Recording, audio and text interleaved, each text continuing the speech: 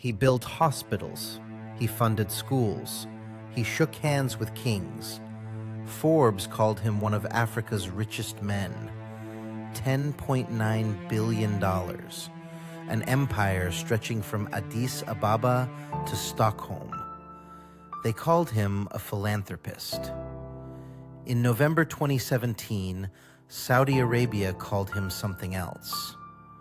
Mohammed Hussein al-Amoudi was born in Ethiopia to a Yemeni father and an Ethiopian mother. He rose through Saudi business circles, built connections to the royal family, and turned those connections into a fortune.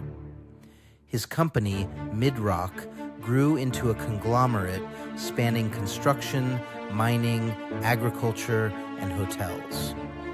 He acquired Preem, Sweden's largest fuel company. He bought Samir, Morocco's sole oil refinery. By the early 2000s, his fortune topped $10 billion. Forbes put him on the list. Governments lined up, and he gave generously. Hospitals in Addis Ababa, schools in the countryside, millions in donations to causes that looked beyond reproach. The world saw a self-made man from Ethiopia who had lifted others as he climbed. But generosity makes excellent camouflage. Look closer and the pattern starts to show. Every donation preceded a deal. Every hospital came attached to a land concession. Every school opened a door, not for students, but for influence. The charity wasn't separate from the empire, it was the front door. Behind it, a different kind of operation was running, one built on leverage, deception, and the quiet exploitation of trust. Partners who lent him their names were discarded. Governments that welcomed his investment found themselves trapped. Nations that trusted his generosity discovered their assets had been drained. This pattern would stretch across borders and operate in plain sight for decades. It took a war to expose it. In May 1998, the border between Ethiopia and Eritrea erupted, the Badme War. Two nations, once united, now tearing each other apart over a strip of contested land. Tens of thousands would die. Families on both sides were ripped apart. The conflict ravaged the Horn of Africa for 2 brutal years. Ethiopia needed weapons, desperately. And desperation makes governments vulnerable to the wrong kind of help. Enter Sheikh Mohammed al-Amoudi. He approached the Ethiopian government with a proposal that seemed straightforward. He would use his connections to the Saudi royal family to secure weapons for the military. In return, he wanted land, a massive concession near Addis Ababa, strategically located beside the old airport. On paper, it looked like patriotism, a wealthy Ethiopian stepping up in his country's hour of need. But the weapons had already been acquired. Al-Amoudi had used his relationship with the Saudi king to obtain them at no cost. The arms were free. The land deal was the real transaction. He was selling Ethiopia something that cost him nothing, and the price was some of the most valuable real estate in the capital. General Samora Yunus was not a man who signed papers without reading them. As Ethiopia's senior military commander, a 4-star general who would become chief of staff, Yunus understood logistics. He understood deals. And he understood when something didn't add up. He ordered an investigation. He demanded what any honest broker would provide without hesitation: invoices, receipts, proof of purchase, documentation showing what the weapons cost and where the money went. Alamudi's response was silence. No invoices, no receipts, no explanation, just silence. And that silence told General Yunus everything he needed to know. He rejected the deal, outright. The land stayed with Ethiopia. The scheme collapsed. But Alamudi walked away untouched. No investigation, no consequences. Just a failed deal and a lesson. Not for him, but for the country he tried to deceive. The general had saved Ethiopia from a swindle disguised as salvation.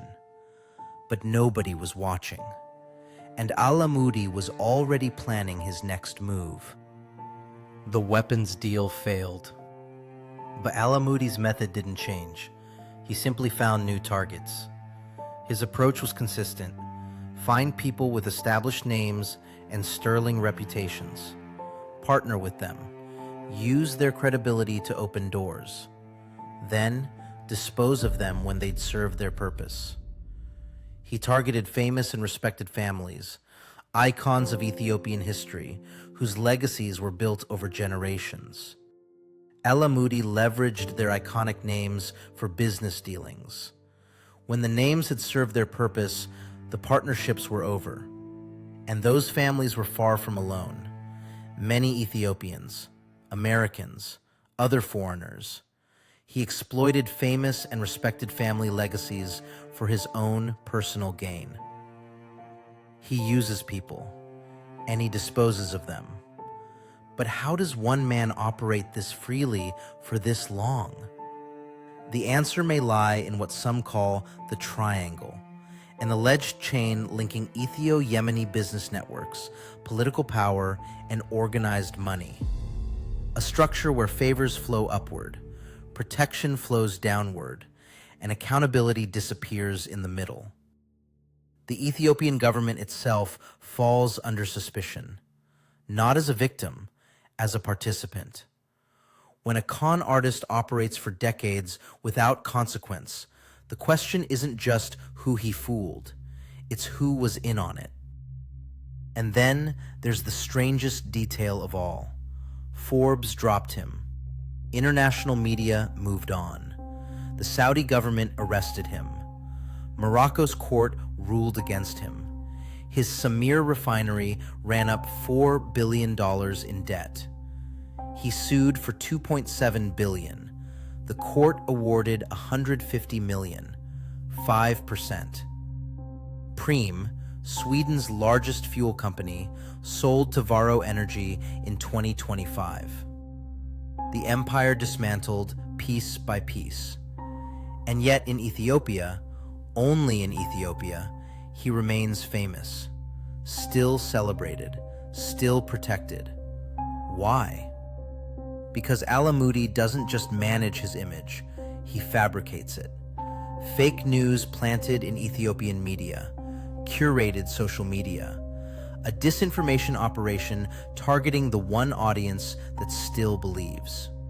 The con didn't stop. It just changed platforms.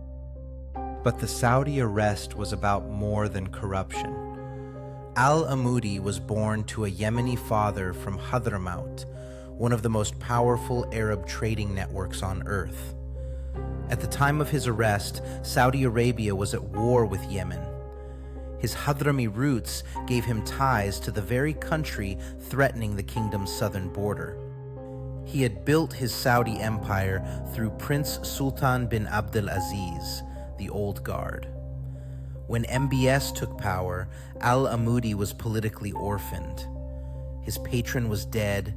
His wealth was spread across countries Riyadh couldn't reach. And he reportedly held sensitive information about Saudi connections that could never see daylight. 70,000 employees, ties to governments on 3 continents, an independent power base answering to no one. For MBS, this wasn't a corruption case. It was a threat elimination. November 4th, 2017. Crown Prince Mohammed bin Salman launches what he calls an anti-corruption purge.